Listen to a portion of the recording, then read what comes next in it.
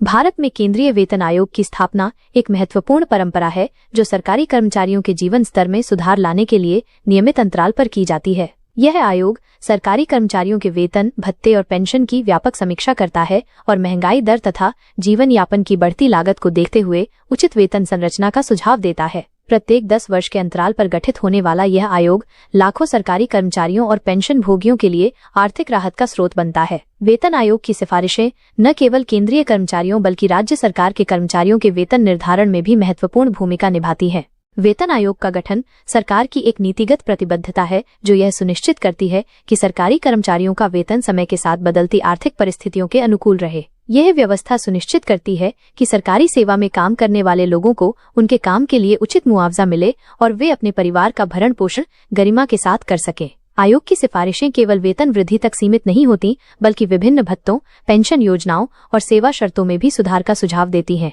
8वें वेतन आयोग की विशेष पहलू। 8वां वेतन आयोग पिछले वेतन आयोगों से कई मायनों में अलग और विशेष होने की उम्मीद है। वर्तमान में भारत विश्व की चौथी सबसे बड़ी अर्थव्यवस्था बन चुका है और पिछले 10 वर्षों में देश की आर्थिक स्थिति में महत्वपूर्ण सुधार हुआ है। इस बदली हुई आर्थिक परिस्थिति में सरकारी कर्मचारियों की वित्तीय आवश्यकताएं और चुनौतियां भी बदल गई हैं। 8वां वेतन आयोग इन नई आर्थिक वास्तविकताओं को ध्यान में रखते हुए अपनी सिफारिशें तैयार करेगा।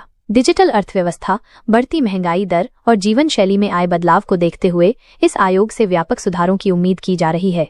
जनवरी 2025 में सरकार द्वारा 8वें वेतन आयोग को मंजूरी दे दी गई है और इसकी सिफारिशें 1 जनवरी 2026 से लागू होने की पूरी संभावना है। यदि किसी कारणवश घोषणा में देरी होती है तो भी इसे पूर्वव्यापी प्रभाव से लागू किया जाएगा और कर्मचारियों को पूरा बकाया मिलेगा। वर्तमान में कार्मिक एवं प्रशिक्षण विभाग और राष्ट्रीय संयुक्त परिषद के बीच आयोग की संदर्भ शर्तों को लेकर चर्चा जारी है। व्यय विभाग ने आयोग के लिए स्टाफ की नियुक्ति के लिए परिपत्र भी जारी कर दिया है।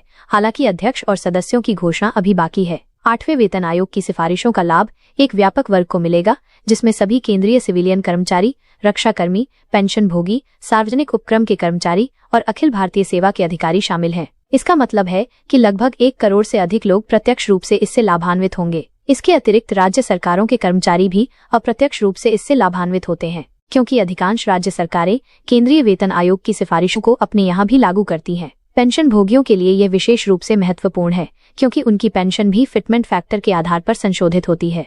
सेवानिवृत्ति लाभों में भी महत्वपूर्ण बदलाव की उम्मीद है जो भविष्य में सेवानिवृत्त होने वाले कर्मचारियों के लिए बेहतर सुरक्षा प्रदान करेगा। पारिवारिक पेंशन प्राप्त करने वाले लोगों को भी इसका लाभ मिलेगा।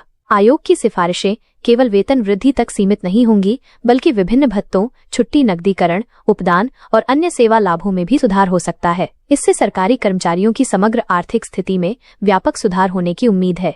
फिटमेंट फैक्टर की भूमिका। फिटमेंट फैक्टर 8वें वेतन आयोग की सबसे महत्वपूर्ण विशेषता है जो कर्मचारियों के वेतन में होने वाली वृद्धि को निर्धारित करता है। यह एक गुणांक है जिससे मौजूदा मूल वेतन को गुणा करके नया वेतन निर्धारित किया जाता है।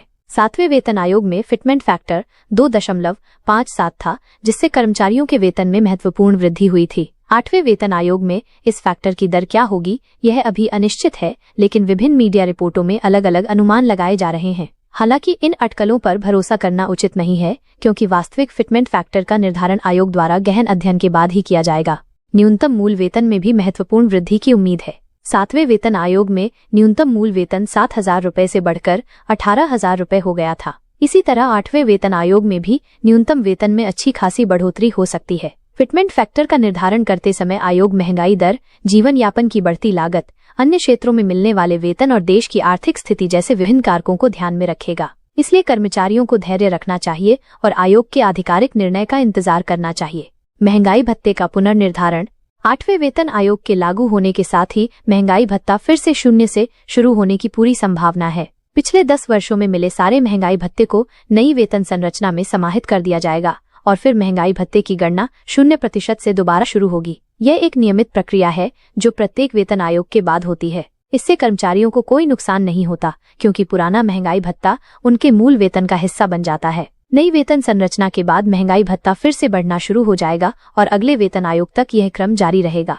महंगाई भत्ते का यह चक्र सुनिश्चित करता है कि कर्मचारियों का वेतन निरंतर बढ़ती महंगाई के साथ तालमेल बनाए रखे। नई वेतन संरचना के बाद कर्मचारियों को तत्काल लाभ दिखेगा क्योंकि उनका मूल वेतन काफी बढ़ जाएगा। इसके बाद जैसे जैसे महंगाई बढ़ेगी वैसे वैसे महंगाई भत्ता भी बढ़ता रहेगा। यह व्यवस्था सुनिश्चित करती है कि सरकारी कर्मचारियों की वास्तविक आय में निरंतर सुधार होता रहे।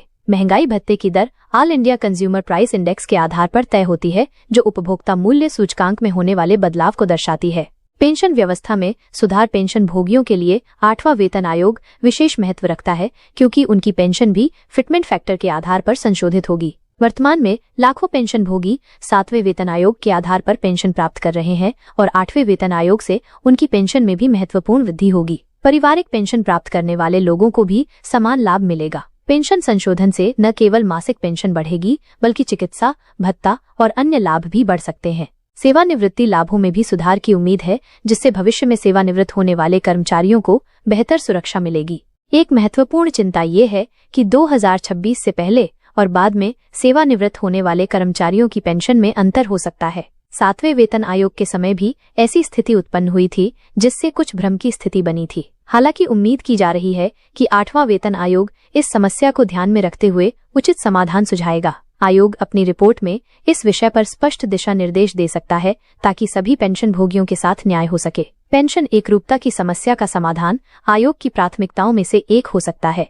कार्यान्वयन की तैयारियां और चुनौतियां। 8वें वेतन आयोग के कार्यान्वयन की तैयारियां पूरे जोरों पर हैं। कार्मिक और प्रशिक्षण विभाग, व्यय विभाग और राष्ट्रीय संयुक्त परिषद के बीच नियमित बैठकें हो रही हैं। व्यय विभाग ने आयोग के लिए आवश्यक स्टाफ की नियुक्ति के लिए परिपत्र जारी कर दिया है। आयोग के अध्यक्ष और सदस्यों की नियुक्ति की घोषणा जल्द ही होने की उम्मीद है। आयोग के गठन के बाद इसे अपना काम शुरू करने के लिए संदर्भ की शर्तें भी निर्धारित की जाएंगी। फिलहाल कोई बड़ी चुनौती नजर नहीं आ रही है और केवल गठन में हो रही मामूली देरी एक छोटी चिंता है। आयोग के गठन के बाद इसे अपनी सिफारिशें तैयार करने के लिए पर्याप्त समय मिलेगा। आमतौर पर वेतन आयोग को अपना काम पूरा करने के लिए 18 से 24 महीने का समय मिलता है। इस दौरान आयोग विभिन्न हितधारकों से मिलकर उनकी राय लेगा और विस्तृत अध्ययन करेगा। कर्मचारी संगठनों से भी बातचीत होगी और उनके सुझावों को ध्यान में रखा जाएगा। आयोग की रिपोर्ट तैयार होने के बाद सरकार इस पर विचार करेगी और फिर इसे लागू करने की घोषणा करेगी। पूरी प्रक्रिया में पारदर्शिता बनाए रखी जाएगी और नियमित अपडेट दिए जाएंगे। 8वें वेतन आयोग से सरकारी कर्मचारियों और पेंशन भोगियों की बहुत सारी उम्मीदें जुड़ी हुई हैं। बदलती आर्थिक परिस्थितियों और बढ़ती महंगाई को देखते हुए एक अच्छे फिटमेंट फैक्टर की उम्मीद की जा रही है। वेतन संरचना में आधुनिकीकरण और विभिन्न भत्तों में सुधार भी संभावित सुधारों में शामिल हैं। डिजिटल युग की आवश्यकताओं को ध्यान में रखते हुए कुछ नए भत्ते भी शुरू हो सकते हैं।